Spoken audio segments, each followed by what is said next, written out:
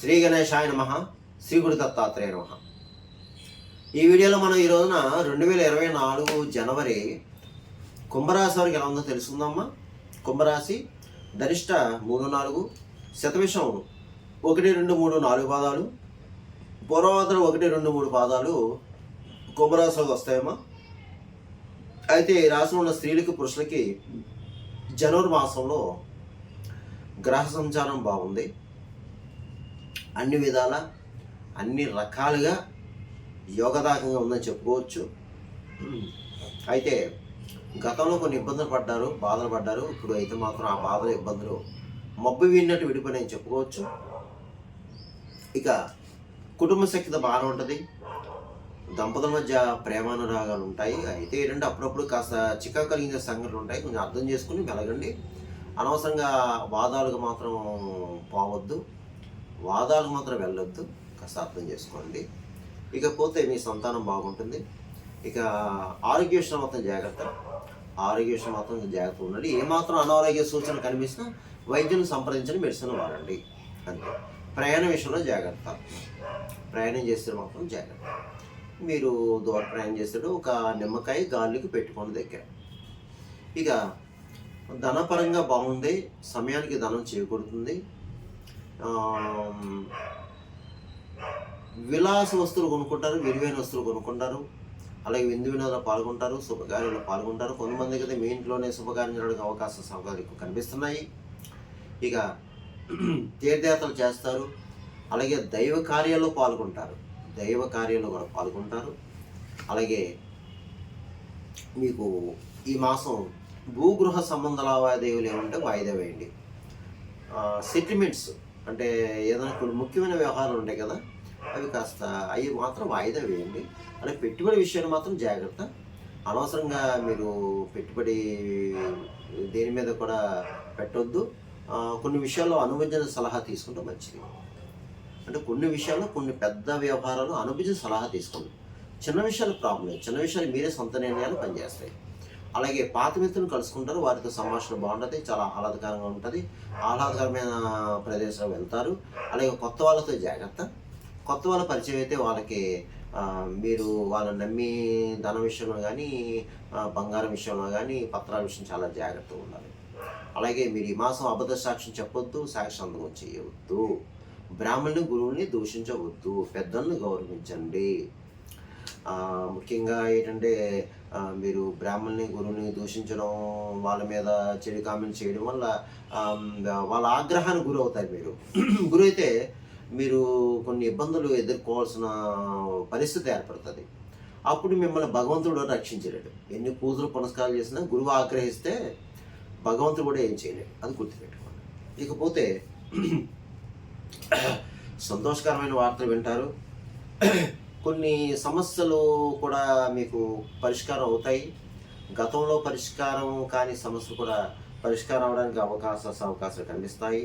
అలాగే స్థిరాస్తి విషయంలో కొలుక్కొస్తారు, స్థిరాస్తి విషయంలో కొలుక్కొస్తారు. గృహ నిర్మాణం చేపడతారు.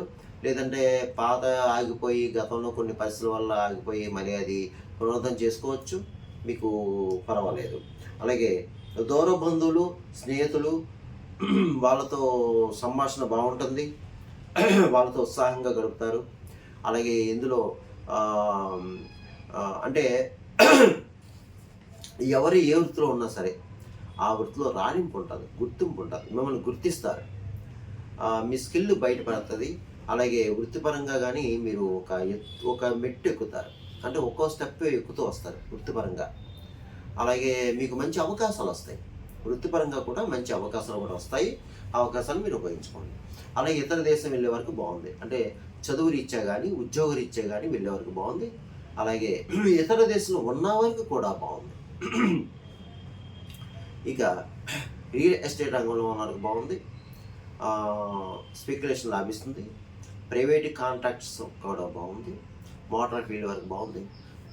రాజకీయ నాయకులకి బాగుందండి. కాకపోతే అంటే మీ మీద కాస్త ఈ మాసం నరఘోష నరపీడ ఉంటుందండి. అంటే మీకు తెలియని శత్రువులు ఉంటారు, అది చూసుకోండి అంతే. ఇంకా మిగతా విషయాలన్నీ బాగుంటాయి, మీకు మిగతా విషయాలన్నీ బాగుంటాయి. చక్కగా మీకు ప్రజల్లో మంచి గుర్తింపు వస్తుందండి. రాజకీయ నాయకులకి ఈ రాశి వారికి మంచి గుర్తింపు వస్తుంది. అలాగా కొన్ని బాధ్యతలు కూడా పట్టవచ్చు మీరు. ఇక కళారంగం వారు అంటే సినిమా టీవీ రంగంలో ఉన్నవారు కూడా బాగుంది. మంచి అవకాశాలు వస్తాయి, సువర్ణ అవకాశాలు వస్తాయి. మీకు ఉపయోగించుకోండి అవకాశాన్ని. అలాగే మీకు అవార్డులు కూడా వస్తాయి, గౌరవ పురస్కారాలు లభిస్తాయి. ఇక అన్ని రకాల వ్యాపారస్తులకు బాగుంది, జాయింట్ వ్యాపారస్తులకు బాగుంది, కొత్తగా వ్యాపారం పెట్టుకోవచ్చు, మంచి లాభాలు వస్తాయి. ఇక ప్రభుత్వ పరంగా ప్రైవేట్ పరంగా ఉన్న ఉద్యోగులు కూడా చాలా బాగుంది. ఇంక్రిమెంట్లు వస్తాయి, శాలరీస్ పెరిగితే, గృహ మార్పు ఉంది, స్థల మార్పు ఉంది. పై అధికారులతో మన్ననలు పొందుతారు, మిమ్మల్ని ప్రశంసిస్తారు. పై అధికారులు తోటి సహోద్యోగులు కూడా మిమ్మల్ని ప్రశంసిస్తారు. బాగుంది, అన్ని రకాలుగా బాగుంది. ఇక చదువుకునే విద్యార్థులు కూడా బాగుంది, చక్కగా చదువుతారు. ఏ విధమైన చెడు వ్యాపకాలు ఏమి ఉండవు. వివాహంగా అమ్మాయిలు కూడా మీరు ప్రయత్నం చేసుకోండి, తప్పకుండా మీకు వివాహ ప్రయత్నం సాగుతాయి. ఇకపోతే నేను చెప్పిన ఈ రాశి ఫలాలు గోచార కూడా కేవలం మీకు ఒక 30-40% వరకు పనిచేస్తాయి. మిగతా 60% సుమారు మీకు మీ జన్మజాతకాన్ని బట్టి ఉంటుంది. అంటే మీ జన్మజాతకం ఉన్న పరిస్థితి ఏంటి, మీ లగ్న చాట్ ఎలా ఉంది, దాని నుంచి ఉన్న గ్రహ పరిస్థితి ఏంటి, జరిగే దశ అంతర్దశ పరిస్థితి, దాన్ని బట్టి మీ యొక్క వ్యవహారాలు ఉంటాయి. ఎందుకంటే నేను చెప్పిన కొంతమంది జరగచ్చు, కొంతమంది జరగకపోవచ్చు. కొంతమంది ఫోన్ చేస్తారు, చాలామంది, గురువుగారు మీరు చెప్పినవి బాగున్నాయి, పరిహారాలు బాగున్నాయి, మాకు మంచి జరిగింది. కొంతమంది మాకు మీరు చెప్పినవి జరుగుతా లేదని జరగలేదన్నారు. ఎందుకు మీ యొక్క మరి జన్మజాతకం కూడా ఉంటుంది కదా. మీకు ఏమన్నా సలహాలు సంప్రదింపులు కావాలంటే కింద నెంబర్ ఫోన్ చేయండి. ఫోన్ చేస్తే మీకు అపాయింట్మెంట్ తీసుకుంటే మీకు తప్పకుండా సలహాలు సూచనలు ఇవ్వడం జరుగుతుంది. ఇకపోతే ఈ రాశివారు నేను చెప్పిన పరిహారాలు చేసుకుంటే, ఈ కుంభరాశి వారు మీకు ఈ మాసం అంతా బాగుంటుంది. అది ఏమిటి అంటే, మీరు ఈ మాసం అంతా శివారాధన చేయండి, శివాలయాల అభిషేకం చేయించుకోండి. ముఖ్యంగా వీలైతే రుద్రాభిషేకం చేయించుకోండి. ముఖ్యంగా సోమవారం మార్నింగ్ 7:30 to 9, 7:30 to 9 గంటల మధ్యలో రావు కాలం. ఈ రావు కాలంలో మీరు శివాలయాల అభిషేకం చేయించుకోవడం, శివాలయంలో చండీ ప్రదక్షిణలు, అలాగే శివాలయంలో కూర్చొని చక్కగా ఓం నమః శివాయ మంత్రం చేసుకోవడం, అలాగే అయ్యగారికి స్వయంపాకం దానం ఇవ్వండి. సోమవారం రోజు ఏమో బియ్యం, ఉప్పు, పప్పు మీ యథాశక్తి దక్షిణ తాంబూలంతో ఇవ్వండి అయ్యగారికి. పక్కన అమ్మవారు ఉంటారు, అమ్మవారు కుంకుమ పూజ చేయించుకోండి చక్కగా. అలాగే ప్రతిరోజు కాలభైరవాష్టమి చదువుకోండి. బహుళాష్టమి వస్తుంది, ఆ బహుళాష్టమి కాలభైరవ స్వామి దేవాలయానికి వెళ్ళి అక్కడ కాలభైరవుడికి అభిషేకం చేయించుకోండి, ఏదైనా శివాలయంలో చేయించుకోండి. ప్రతిరోజు కూడా విష్ణు సహస్రాలు చదువుకోండి అమ్మ. ప్రతిరోజు విష్ణు సహస్రం చదువుకోండి, లేదా వినండి. అలాగే విష్ణాలయ దర్శనాలు చేసుకోండి. ఒక శనివారం శని భగవానుడికి తైలాభిషేకం చేయించుకోండి. అలాగే ఏదైనా శనిక్షేత్రం వెళ్ళడానికి ప్రయత్నం చేయండి కుంభరాశి వారు. శనిక్షేత్రం ఉన్నాయి కదమ్మా, మాకు ఈస్ట్లో అయితే మందపల్లి ఉంది, లేదంటే హైదరాబాద్ అయితే వర్గలు ఉంది, ఇతర ప్రతి చోట ఉన్నాయి. అవకాశం ఉన్న తమిళనాడు కూడా శని క్షేత్రం ఉంది, వెళ్ళండి. లేదంటే షిరిడి శని సింగనాపూరు ప్రయత్నం చేయండి. అవకాశం ఉన్నవారు, అవకాశం లేనివారు ఇంకా మీ ఊళ్ళోనే శివాలయంలో నవగ్రహాలతో శని భగవానికి వెళ్ళి చేయించుకోండి. ఇకపోతే గోవుకు ఆహారం పెట్టండి అమ్మా.